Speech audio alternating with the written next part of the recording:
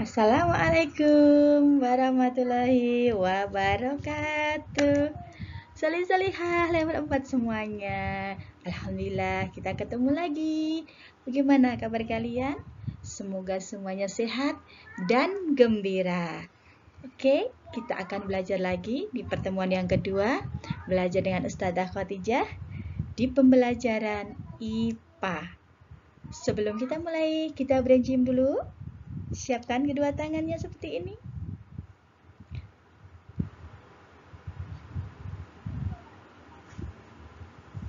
Sudah?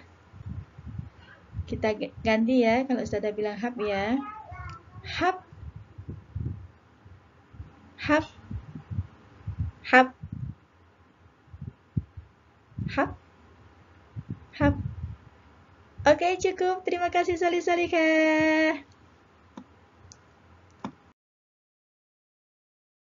Ya, kita akan belajar sifat bunyi. Yang pertama, bunyi memiliki sifat merambat. Bunyi dapat didengar jika ada 3 persyaratan. Yang pertama adalah ada sumber bunyi. Yang kedua, ada media atau ada perantara. Yang ketiga, ada pendengar yang akan menangkap bunyi tersebut.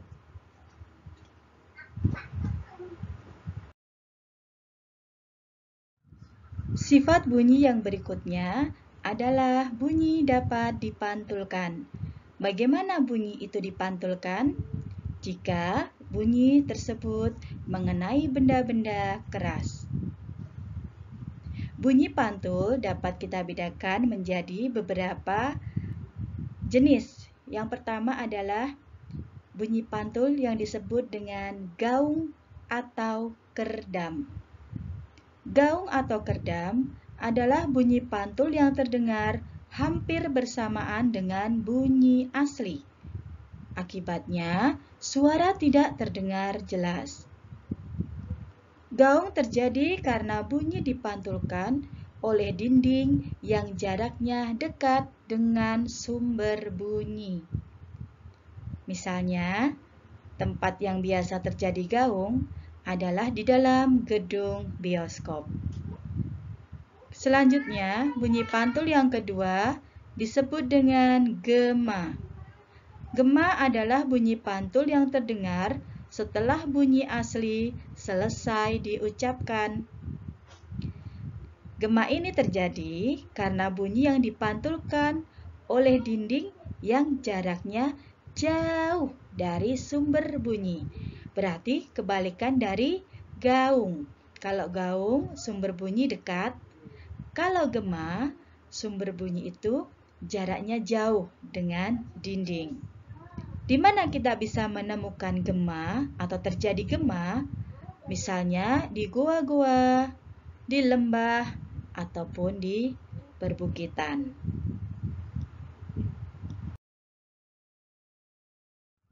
Sifat bunyi yang ketiga adalah bunyi dapat diserap. Bunyi dapat diserap jika bunyi mengenai benda-benda lunak. Berarti ini adalah kebalikan dari bunyi dapat dipantulkan. Kalau bunyi dipantulkan oleh benda yang permukaannya keras, maka bunyi dapat diserap oleh benda dengan permukaan lunak. Misalnya apa? Benda yang dapat menyerap bunyi, misalnya adalah kertas, kain, busa, dan wol. Benda-benda yang dapat menyerap bunyi disebut peredam bunyi. Lalu apa manfaatnya peredam bunyi ini? Tentu saja peredam bunyi bermanfaat untuk mengurangi atau menghilangkan bunyi pantul yang terjadi di dalam ruangan. Misalnya di dalam gedung pertemuan, di dalam gedung bioskop, di dalam studio rekaman, dan sebagainya. Di sana dipasang peredam bunyi supaya tidak terjadi bunyi pantul yang disebut dengan gaung. Bagaimana solih-solihah?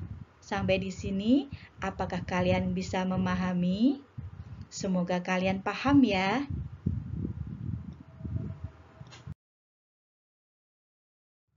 Nah, sekarang kita akan belajar indera pendengar yang berfungsi sebagai penangkap suara atau bunyi yang disebut dengan apa nama indera pendengar kita?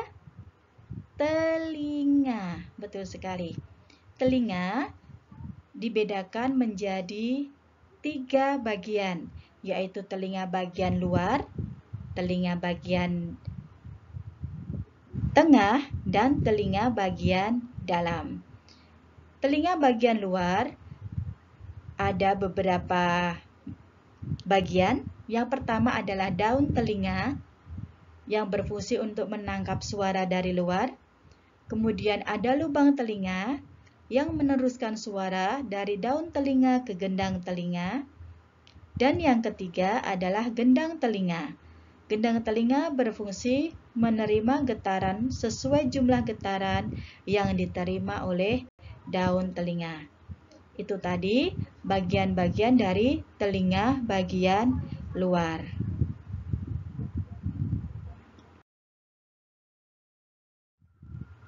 Telinga bagian tengah tersusun dari tulang-tulang pendengaran dan saluran eustachius.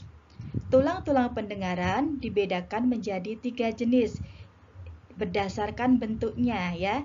Ada 3 macam tulang pendengaran, yaitu tulang martil, tulang landasan, dan tulang sanggurdi. Apa fungsi dari tulang-tulang pendengaran ini? Tulang-tulang pendengaran ini berfungsi untuk menerima suara yang ditangkap oleh telinga bagian luar. Kemudian, bagian yang kedua, saluran eustachius yang menghubungkan telinga tengah dengan rongga mulut. Fungsinya apa saluran ini? Solih-solihkah? Allah menciptakan saluran ini sebagai penyeimbang tekanan udara antara telinga luar dengan telinga bagian tengah.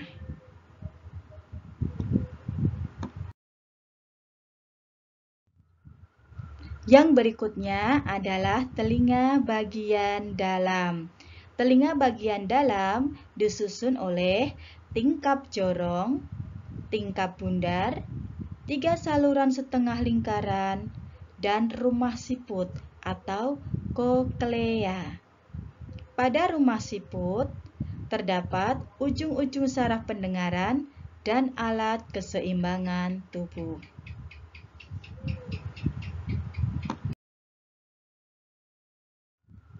Ya, tadi kita sudah belajar bagian-bagian indera pendengar yang diciptakan Allah untuk kita. Sekarang kita cari tahu yuk bagaimana cara kerja telinga supaya bunyi yang ada di sekitar kita bisa terdengar oleh telinga kita. Nah, pertama, ketika sumber bunyi itu bergetar, maka suara merambat melalui udara. Kemudian ditangkap oleh gendang telinga kita. Gendang telinga kita akan bergetar. Dari getaran yang dihasilkan oleh gendang telinga, tulang-tulang pendengaran akan menangkap getaran tersebut. Kemudian, dari tulang pendengaran akan diteruskan ke rumah siput. Di dalam rumah siput itu kan terdapat saraf-saraf pendengaran. Dari rumah siput, getaran akan diproses dibawa menuju otak. Di otak nanti akan diproses. Ini suara apa ya? Oh, itu suara ustadzah sedang menjelaskan. Nah, karena tadi di otak sudah diproses, maka kita mampu mendengar suara tersebut. Begitu solih-solihkah perjalanan suara dari sumber bunyi sampai terdengar kepada kita.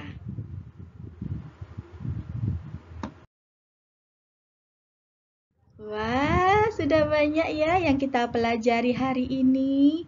ada sifat bunyi, ada bagian-bagian telinga, lalu ada proses mendengar. Sekarang saatnya Ustadzah untuk berpamitan. Nah, sebelum Ustadzah pamit, Ustadzah pesan pada kalian, kalian ulang-ulang terus dibaca lagi, dipelajari lagi, buka buku kalian, materi bunyi di tema 1, diulang-ulang ya. Jika ada yang kalian tidak paham, solih-solihahku semua, jangan malu, jangan segan untuk bertanya kepada Ustadzah. Oke? Sebelum kita akhiri, berikut Ustadzah sampaikan sebuah hadis yang luar biasa sekali. Sebuah hadis yang diriwayatkan oleh Bukhari dan Muslim. Barang siapa beriman kepada Allah dan hari akhir, maka berkatalah yang baik. Dan jika tidak, maka diamlah. Anjuran kepada kita supaya senantiasa menjaga lisan kita, karena suara yang kita keluarkan akan terdengar oleh orang lain, akan terdengar oleh lingkungan kita. Jika itu suaranya, jika kata-kata yang dikeluarkan bagus, kata-kata yang berupa zikir, mengingat Allah, itu akan berpahala. Tetapi jika kata-kata yang tidak baik, misalnya berbicara tidak baik kepada teman, itu nanti akan menimbulkan permusuhan, menimbulkan rasa tidak nyaman bagi orang lain, dan bisa saja nanti akan berakibat dosa. Demikian solih-solihah. Semoga apa yang kita pelajari hari ini membawa manfaat. Semoga kalian senantiasa menjaga sholat ya. Jangan lupa untuk membantu orang tua, berbuat baik kepada orang tua, berbuat baik kepada saudara. Ustadzah akhiri. Assalamualaikum warahmatullahi wabarakatuh. See you.